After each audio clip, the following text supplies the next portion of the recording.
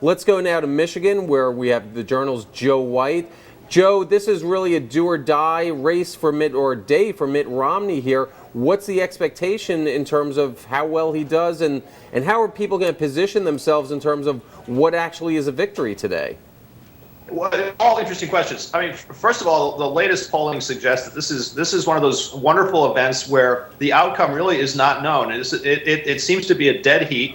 It could come down to whether Rick Santorum is successful in getting conservative Democrats to come out to the polls for him, whether Mitt Romney can turn out people outside of his base in the wealthy suburbs of Detroit. It's really down to the wire here. It's a great horse race.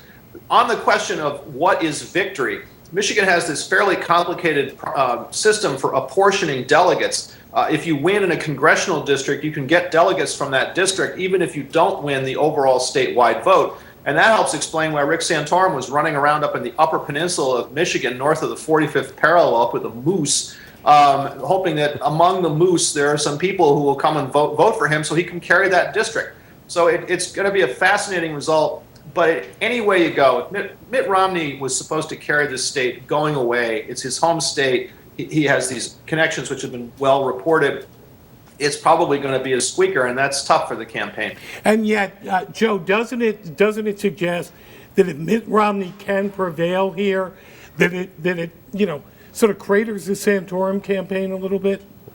Well, and by the way, Joe, as you're talking, just for our viewers on screen, you can see the count of delegates on the website. Sorry, Joe, go ahead. That's okay. Yeah, I mean, look, certainly if Romney wins, he's going to say, I won. And winning is winning. And winning is winning. If he gets the most delegates and if he wins the state, I think he's certainly shown that he can prevail in a tough, sort of no holds barred race. But clearly, it's got to be. It has certainly caused a lot of consternation in Republican circles, and our team has been reporting this, that he has had to fight so hard in a state that really the Republicans need to win, or very badly want to win, in November. And there's been a lot of harsh words on both sides that have hurt both candidates probably going into the general. But Joe, it just reinforces the central tenet of a Romney campaign that I'm the Republican candidate that can beat Barack Obama. Honestly, I think that argument is being tested pretty severely here in Michigan.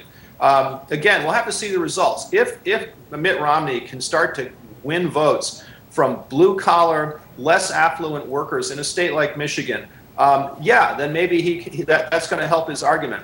If he squeaks by and isn't really able to show a convincing broad-based victory, look, I think the Santorum campaign is going to continue to argue that they're better positioned to reach, particularly in the industrial Midwest, less affluent blue-collar voters who are conservative on social issues, fairly conservative on economic issues, but are distrustful of Mitt Romney. I think that this campaign is a long way from over, and the arguments are going to keep going. And Joe, this is also, it's not just Michigan at stake here, because obviously whatever happens today is sort of the springboard into next Tuesday and Super Tuesday, where you have 10 primary contests at stake. Yeah, absolutely, that's right. And again, I mean, look, a win is a win. If Mitt Romney is able to, as most people expect, I think, win in Arizona, and if he's able to carry a majority of the delegates and the popular vote in Michigan, well, yes, then he is certainly better off going into Super Tuesday. But Super Tuesday is not a lock. Newt Gingrich has been laying low these past 2 weeks. He's nowhere in sight in Michigan, because he's been running around in the Super Tuesday states trying to pick off some of those southern states where he's better known and he believes has better appeal. And Ron Paul is still in there pitching. He apparently wowed the crowd yesterday down in Detroit at a church in Detroit.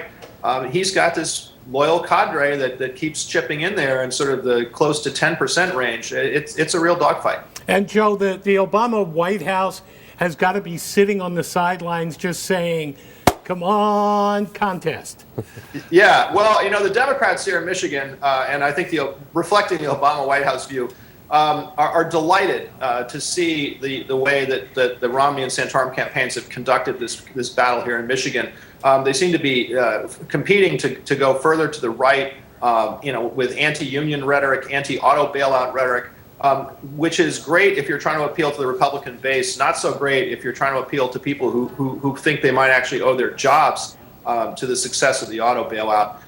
So, yeah, I think the Obama White House would love for this to go on indefinitely. Yeah, because it just alienates the independents that effectively are going to decide the outcome of the presidential election. Yeah, and you can certainly see the White House and the Obama campaign and their their surrogates pushing that story along. I mean, they're obviously making lots of hay out of Rick Santorum's very conservative views on social issues and issues around education. They love this stuff. I'm sure they're banking the video very carefully. Tonight in Michigan, all over Michigan, the Obama campaign and Organizing for America, which is essentially an outside group supportive of the Obama campaign, are organizing meetings and meetups all over the state to start talking about how they're going to go forward to beat Republicans in the general election. So it's a very politically charged atmosphere out here.